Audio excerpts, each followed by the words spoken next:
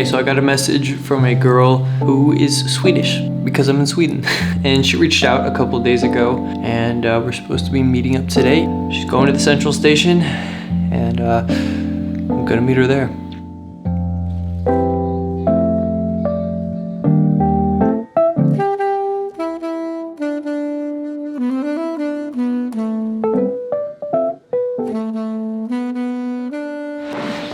I'm very sleep deprived. I'm kind of tired and it'd be easy to stay in tonight. So for some reason it feels like a minor burden to go out. I'm like, oh, I've got to meet someone. I've got to have the energy to match their energy. And you can start to not regret, but like not look forward to an incredible experience. I'm in a foreign country, I'm about to meet a stranger. And that's something I've tried to be more conscious of is when I start to, trying to catch that and change my internal dialogue. To be like, oh my gosh, like, look at what you're doing. So, yeah. Okay, I'm going. What do I need? Shoes? Phone? The video that you were just watching was being filmed, and well, the video that you will hopefully continue watching was filmed in Sweden back in March. And as I'm editing this video, it's a bit bizarre because I feel like I sound different. Maybe it doesn't sound different, but to me it's a bit weird. I also feel like I've grown up since then, and watching myself feels kind of silly. I've time traveled with the sole purpose of letting you know that this video is sponsored by BetterHelp. They've sponsored one of my other projects before, and I was given the green lights, and they're going to be sponsoring a couple more of my projects, which is awesome. As you know, if you've seen some of my other work, I like to be open about mental health. I think it's important whenever I have the opportunity to speak on the subject, to be open about how I'm doing, to just talk about mental health. It's a net positive for the world. If you're not familiar with BetterHelp, BetterHelp is customizable online therapy through video calls, phone calls, unlimited messaging. It's very easy to set up. All you have to do is answer a couple questions, fill out a questionnaire with the link in the description. BetterHelp has a network of, I think, 20,000 therapists, which implies that there's a broad range of expertise and people that can match your needs.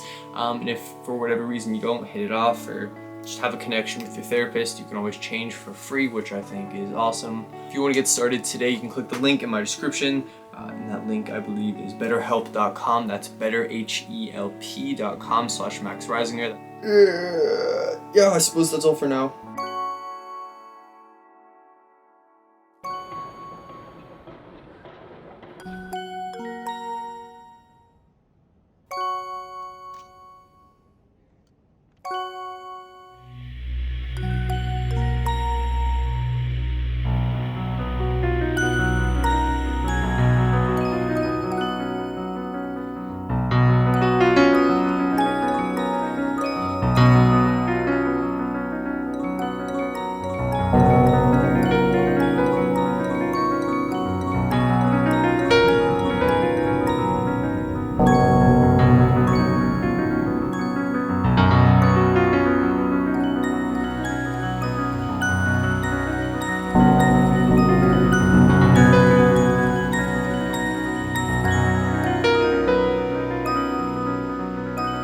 Part of the beauty of these little experiences is knowing that, you know, realistically, they'll never happen again. You know, realistically, I'll never meet her parents again or go back to her little town.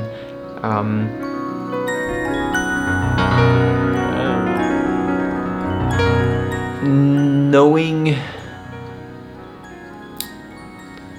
just feels like these microcosmic events that it's just such a random, beautiful moment that can never ever be replicated. And there's something nice knowing that I'll never go back there, but I was so present there and I enjoyed my time there.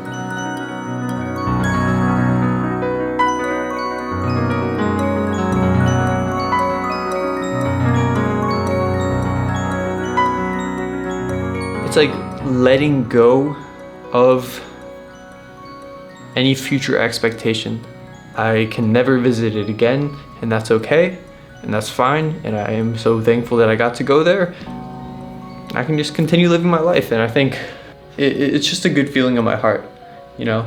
Sometimes you leave places, and in the past I've had this kind of travel anxiety where, you know, I need to come back because I missed out on this and I should have seen that, and I don't feel that anymore. I don't feel that.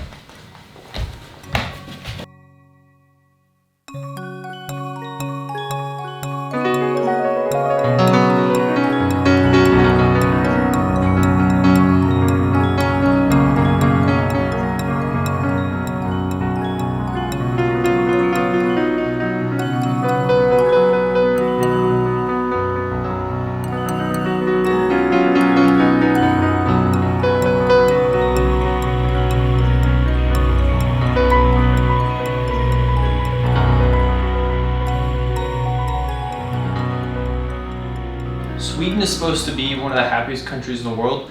Denmark especially. It was a common question that I asked the people who I spoke to, encountered, you know, do you think Denmark is actually the happiest country in the world, or does it feel that way? And it shocked me that they were like, no, most people here aren't really happier than anywhere else. And I have two theories.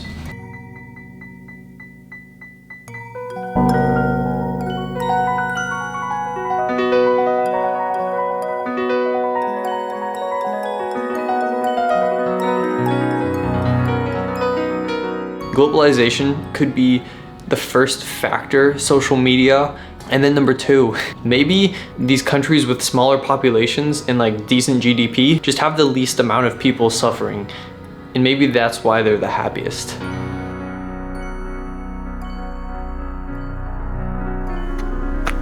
Swedish parking. That's good. And that actually makes a lot of sense. Not that this is anything profound, but this is just my own internalized dialogue or observation. Yeah, maybe these small countries just take care of their citizens and give them access to basic things like good education, being able to go to the hospital if you get sick and not having to worry about paying thousands and thousands of dollars, you know? It just seems like a European thing, especially more of a Scandinavian thing. When you have a smaller population, it's just easier to take care of them.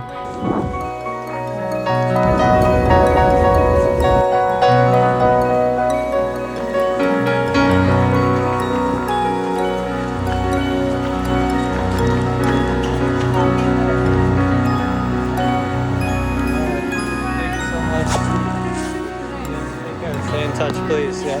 Bye-bye.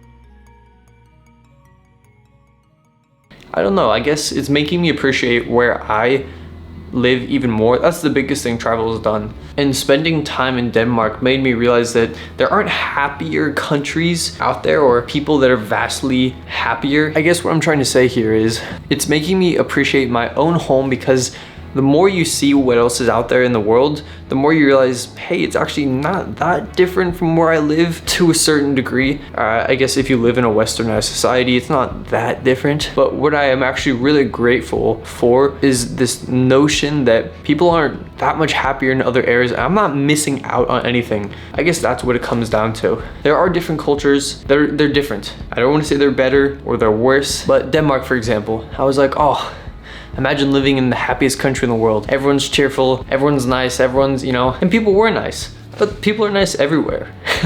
And there's not like another 10% of the inner quartile range, I suppose, that they're unlocking or achieving because they live in this country. People are just people. And I think that's just hitting me, that if you live in any country in the world, you can live in the happiest country due to who you surround yourself with.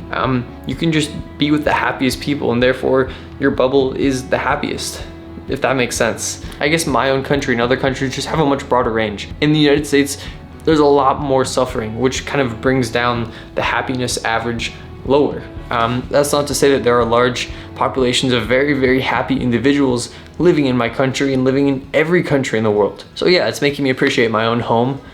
And realizing that I'm surrounded by many happy, positive, encouraging, kind people, and that's all I need. That's enough. I'm not missing out. I'm not living in Denmark and being around other happy people, because there are happy people everywhere.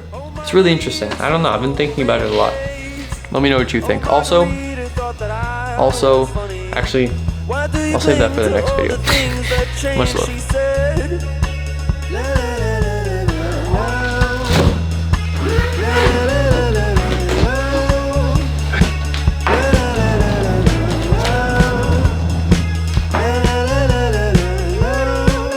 Margarita doesn't read the news.